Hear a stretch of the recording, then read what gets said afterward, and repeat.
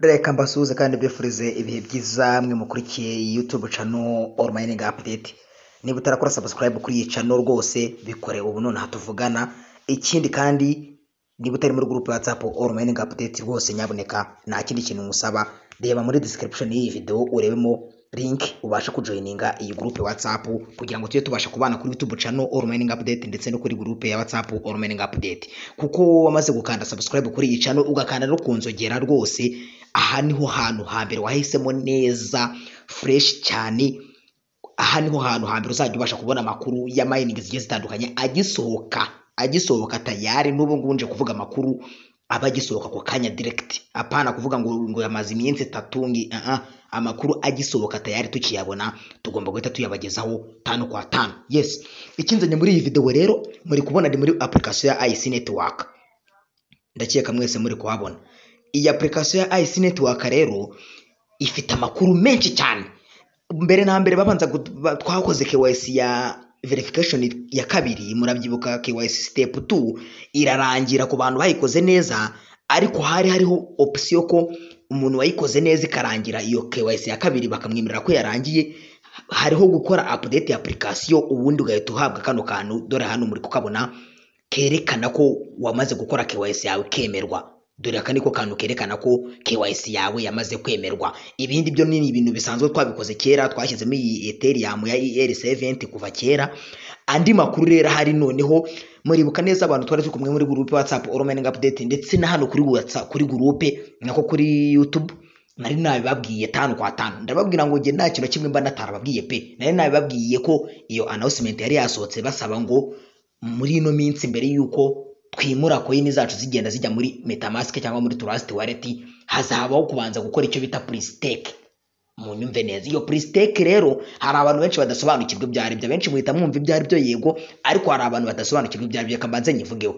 Ni ukuvuga ngo pre-stake ku bantu mubimenyereye ushobora kuba wenda uzi ijambo ku delegating, ushobora kuba wumva ijambo staking, ukaba wumva wenda ijambo mu rurimi wenda rw'ikinyarwanda kubitsa. Ubwo bivuze mu mvugo nibura 3 zifatika. Ni ukuvuga ngo ubaye uzi icyo bita delegate, ubaye uzi staking, ukaba uzi kubitsa, ibyo byose bivuze kimwe na pre-stake. Rero dore icyo bivuze ngiki. Mbere na mbere iyi mining ya IC network bari baduhaye gukora staking, reka mbifate nka staking. Iyi staking rero reka nanabivuga nyirimo neza, byaterwaga nuko wari warahisemo. Hari abantu babikoze ugahita muti wenda ndifuza ko babambikira coin zanjye wenda 10% zizo nzamayininga wenda mu gihe cy'ukwezi kumwe, mu gihe cy'amezi 6, limit yayo ya nyuma ubundi yari imyaka 5. Hari abantu twabikoze. Abatarabikoze rero hari abo system yagiye ibikorera. Ni uvuga ngo no muri Pi network I think ku bantu wenda muyifite, iyo utikoreye staking cyangwa se ya delegate ngo uyikorere wowe ngo uvuga uti bambikira izi ngizi mu gihe cy'icyumweru kimwe, mu gihe cy'ukwezi, mu gihe cy'amezi 6 ngo ubyikorere wowe, system y'ubwayo irabyikorera ikarokinga 100% mu myaka 3 kuri Pi network. Ku bantu mutabizi, niba utarunanabizo bimenye. Rero ni IC network yaduhaye gukora iyi pre-stake. Hari abantu batayikoze, murabyumva, hari abantu batayikoze. Abo bantu rero system y'ubwayo yaragiye irabyikorera. Ubwo rero ikintu kinzaye muri iyi video nje kubaha update, ariko mukazikurikira neza 5 kwa 5. Mu nyumve neza hataza kugira abantu babyibazaho. Mwese mbere na mbere wenda sinzi niba mfite iyi screenshot yanjye hano coin nari mfite coin 89,000 I think. Wenda reka ndebe wenda ko mbona iyi foto muri geri, ndumva nshobora kuba nari nayifashe kugira ngo nge bereke ibintu neza, tugendane screenshot nshobora kuba nari nyifite. Dore ngiyi mwese muri kubibona. Iyi foto nayifashe kare, dore nari mfite coin 89,447 mu masaha saa 4 gutyo z'amanywa, nibyo nari mfiteho. Mu kanya nagiye kureba muri IC network yanjye, nako n'ubu live turi kurebana hano, dore harimo ngo 76,000. Ni ukuvuga ngo urumva ko hafi 1,000 na magana angahe bazikase, 1,000 hafi na magana 3. uti rero zakaswe gute? Namwe abantu benshi muri groupe ya WhatsApp ALL-MINIG-UPDATE mwari mwananyandikiye muri benshi pe mumbaza muti se ko ndeba bazikuyeho ibiki abantu mwahangayitse, nje kubaha update yabyo, impamvu zahagaze urayisobanukirwa hano muri iyi video. Mbere na mbere ubwo reka nikoreshereze twitaye aba narababwiye ngo nzajya bahereza amakuru nakuye kuri ba nyiri umushinga 5 kwa 5. Nuvuga ngo nzajya njya kuri X yabo, ngiye kuri Telegram, nyuze mu mushinga wabo muri application yabo. Nuvuga ngo hano hari X yabo, ngiye kubahereza update yabo bagimara gusohora ubu tuvugana. Dore ngiyi update na n'iminota nimazeho iminota 11, ubwo murumva ko mba nateguye cyane. Icyo basaba hano bari kuvuga ngo iki rero, iyi nkuru yabigisoka hano bari kuvuga ngo please staking have been reset. Ni ukuvuga ngo abantu mwari mwarabikoze staking imbere yaho, cyangwa se nawe utarabikoze system ikabigukorera, ubu habaye icyo bita kuri setting, habaye gukora icyo bita kubitangiza. No kuvuga ngo ni nko gutanga amahirwe kugira ngo buri wese akore noneho ibintu bye biri ku murongo. Baravuga ngo for the Ethereum distribution only and pre-staked coin are eligible. No kuvuga ngo coin zuzaba warakoreye staking zizasigara, zazindi utakoreye. Gukora staking byose ngo ngiye kubisobanuramo kugira ngo na video itabana ndende. Nuvuga ngo barakubwira ngo coin, nuvuga ngo ushobora kuvuga uti ngiyewe coin zanjye 1000 mfite 500 bazazimbikira, izindi 500 nzazikoresha. Izo 500 rero bari kuvuga ngo zizaba zitarokinze, cyangwa se izo ngizi ijana uzaba wemereye ko zitarokingwa nizo uzaba wemerewe kuzimura zikajya muri ya metamask yawe kuri ya address watanze, cyangwa se zikajya muri trust wallet bitewe n'ahantu wagize gute uwabigiriye. Noneho barakubwira ngo want to pre-stake again, simply head to the app and set up it, don't miss out. Nuvuga ngo barabanza kukubaza ese ushaka gukora pre-stake? Nuvuga ngo wenda system ishobora kuba yarabigukoreye nabi ukaba ushaka kubikora neza, ubu biremewe. Noneho ubu tuvugana urajya muri application yawe ukore reset, ubwo natwe tugiye kujya kuyikora, ariko mbanze nangeho update noya unyumve neza ubisobanukirwe. Wenda ntabwo byemewe kuba nakina video simbizi kugira ngo batazanandega copyright, bashobora kuba bandega, ariko dore amakuru hari noneho ugomba kumenya uyasobanukirwe neza. Wenda abantu bari muri groupe ya WhatsApp ALL-MINIG-UPDATE bumbasha kubaha amakuru akiri kare. Nuvanga iyo video nshobora kuyishyiramo hano kuri telefone yanjye, wenda ikaba yaneza copyright bakaba bamana kuko nakoze video y'abandi, ariko hari video isobanura ibintu neza byerekeranye n'igi pre-staking. Ikintu cya mbere banje kuvuga ni iki ngiki, babanje bavuga yuko kubona nuza ko yini zawe zagabanyutse, pre-stake nyine babihinduye. No kuvuga ngo bo bamaze gukora reset yabo rero aho bayikoreye. Nuvanga izo winjije bitewe na ya staking wari uriho zavuyemo. Uti zavuyemo gute rero? Umva inyungiri umurikire neza. Nukuvuga ngo niba tuvuga urugero, wenda ubwo reka nje gukora pre-stake ku bantu mutazi ukuntu pre-stake ikorwa, ukanda kuri iyi buto n'ubundi yo kutuma yeningiraho nk'ibisanzwe, ugakandaho gusa nabutinzaho, ugakanda hano kuri pre-stake, murahabona. Iki gihe rero niba mbere, wenda n'urugero mbifate nkuko muri kubibona hano muri screen, niba mbere yuko iyi pre-stake ibaho wari warigeze kuvuga uti ngiyewe coin zanjye wenda 70% y'izo mfite, 75% y'izo mfite bazazimbikira mu gihe cy'imyaka 2 nkuko muri kubibona hano bimeze. Wenda n'urugero, uru n'urugero mbahaye, hataza kuvuga ngo umuntu arahita abikoreraho kuko nanjye ndabihindura. Niba warabikoze gutya mbere byari bimeze gutya, ukaba wifuza kongera kubisubiza gutya bikaguma gutya nkuko wari wabihisemo mbere, bari kuvuga yuko kuri coin zawe zazindi za mbere, niba wari ufite wenda 100,000 ukabona byagabanyutse, bya bizazindi zagabanyutse barongera bahita bazigusubiza.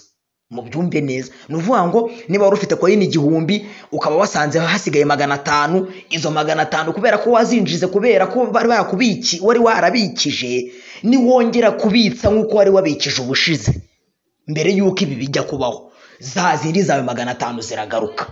Noneho bakavuga bati niba uhisemo kugarura munsi, n'urugero wenda nk'ubu murareba ngiye kuyanjye hano biriho ko 75% mu myaka 2 nshatse kubihindura, wenda mvuge ngo ni nka 50, ubwo n'urugero ngiye gutanga, hataza kugira umuntu uhita ubigenderaho ugahitamo wenda n'umwaka umwe nk'abanda byimuye ndabimanuye. Murabona ko mbimanuye, murabibonye uburyo mbimanuye, byari biri kuri 75% ku myaka ibiri none mbikuye ku myaka kuri bishyize kuri 50% ku mwaka umwe. Ubu tuvugana n'ubundi ubwo ndahitamo mba zazindi zanjye za mbere, ubwizo bari zazindi niba zari 89 nari mfite, hakaba hasigaye 70 na bingahe, ubwo ndagumana ibyo 70 na bingahe, zazindi ubwo zirahita ziba zero. Icyo nsabwa rero niba nemera ko ibintu nabikoze neza, nuvuga ngo nk'ubushije ngewe wenda mbahe n'urugero, nje ubushije kuno mureba nabikoze guka niko nari nabikoze, nari nahisemo 50% mu gihe cy'umwaka umwe. Muranyumva? Icyo gihe rero nyimara kubihitamo gutya ni nayo mpamvu ninjizaga nyinshi.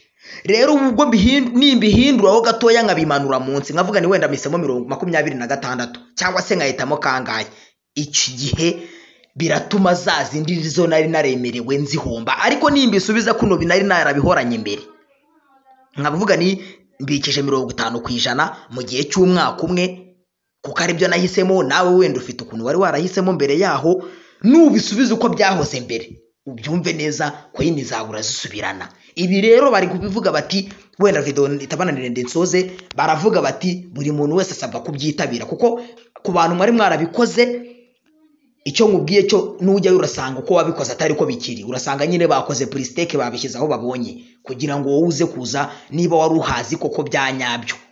Bano bantu bazi ubwenge cyane. Nuvuga ngo niba ubushije wari warashyizeho 50% ugahita ugasanga biri mu ijana muri 80, nutibuka ko ubushije wari uri kuri senkani ngo hasubize koko, tayari urahita uhomba ko yini zawe. Icyo kintu mujye mucyumva. Nuvuga ngo rero bisaba ngo iyi staking buri wese ayiteho. Ubwo mbashije gusobanurira ku bantu batamenyereye ibintu bya staking ubugikorwamo, hariho kurokinga izawe 100%. Umwaka nuguhera ku mwaka umwe kugeza ku myaka 5, ushobora guhitamo aho ushatse. Nukuvuga ngo nk'ubu nkanjye murareba hariho ko ngiye guhitamo 50% mu gihe cy'umwaka umwe. Murabyumva rero. Iki gihe rero izo nzaba mfite coin zanjye bazama 50% yazo, ubwo ni 1/2 mu gihe cy'umwaka umwe. Ubwo nawe rero ukurikije coin ufite, ushobora kuba ufite nyeya ukazimanura wenda hano ugahita uvuga uti bazame 25 baba arizo bambikira, ushobora kuvuga uti babika 100%, ni uburenganzira bwawe. Icyo usabwa nuko mbere na mbere reba niba application yawe iri update, ubundi uhituza ukore pristake, ushyire kuri percentage ushatse, ndetse no mu gihe cy'umwaka cy'imyaka ushaka, imyaka ihari yemewe n'imyaka 5, ubwo bishyira ushatse kugira ngo prestaking yawe igende neza. Ubwo rero ngerageje kubahereza update zose zishoboka. Ibindi wano ku bantu muri group WhatsApp ALL-MINIG-UPDATE bunda basha kuza kubahereza niyo video muze kuyumva. Ku bantu bagerageza kumva icyongereza ibintu birasobanutse pe. Bari kuvuga yuko nusubiza kuri percentage ya yindi wakoreragaho mbere yuko ibi biba, za coin zawe zose zirahita zigaruka. Igihe urabihindura ukabivanga, ubwo urahita uzihomba. Mwese ndakeka nta muntu utabonye ko zagabanyutse muri telefone ye. Ubwo rero update nzibahereye ku gihe, hataza kugira umuntu uvuga ngo update ntiyazibonye. Ngende Samusoni kuri channel ALL-MINIG-UPDATE ndetse no kuri group ya WhatsApp ALL-MINIG-UPDATE. Niba utarimo reba muri description y'iyi video urebemo link, ubundi ukore join. Ibindi byose tuzajya tubana kuri YouTube channel ndetse no kuri group ya WhatsApp ALL-MINIG-UPDATE. Ciao mugire ijoro ryiza. Dore mbari nkoze video bwije, ariko mwihangane mube muri tayari. Ubwo ngiye gukora prestaking ibisanzwe, ubwo ndakanda kuri agree and continue, ubundi nkande presale niba bigakunda prestake, then nkande confirm niba biri gukunde. Ariko kiriho nuko nawe wemerewe kujya kubikora. Murareba ko tayari prestaking yanjye yamaze kwemerwa. Ubwo rero nawe nta kindi kintu usabwa, genda ujye gukora prestake yawe ugendeye kubasha cyangwa se bitewe na coin ufite. Murareba ko ukimara kubikora ntago byongera kwimuka. Murabona ko ubu ntago nagarura munsi ngo bikunde. Ndemerewe kuba nazamura yego, ariko kumanura munsi ntago mbyemerewe. Ubwo rero nawe genda ukore prestake bitewe nuko ubyumva, bitewe na coin ufite. Nurebere ku byanjye, genda ukora ibyawe. Ubwo rero update mbagerageje kuzibahera kugiye kugira ngo tujye tubana neza, update zibageraho 5 kwa 5. Ndabashimiye cyane rero mwe twabanye muri video, mukoreshe hano kuri bagenzi banyu. Ciao.